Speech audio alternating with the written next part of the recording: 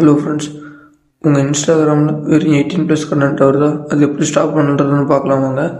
அதுக்கு முன்னாடி இந்த மாதிரி மோர் டெக் ரிலேட்டட் வீடியோஸ் பார்க்கணுன்னா நம்ம சேனலை சப்ஸ்கிரைப் பண்ணி வச்சுக்கோங்க. இப்போ வாங்க வீடியோக்குள்ளே போயிடலாம். இது ஃபஸ்ட்டு உங்கள் இன்ஸ்டாகிராம் ஓப்பன் பண்ணிக்கோங்க.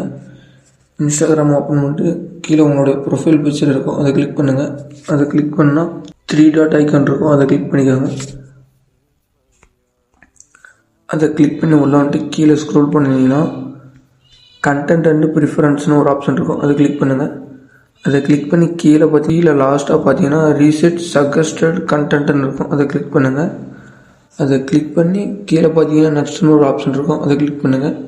நெக்ஸ்ட்டு கொடுத்து ரீசெட் சஜஸ்டட் கண்டென்ட் இருக்கும், அதை கிளிக் பண்ணுங்கள்.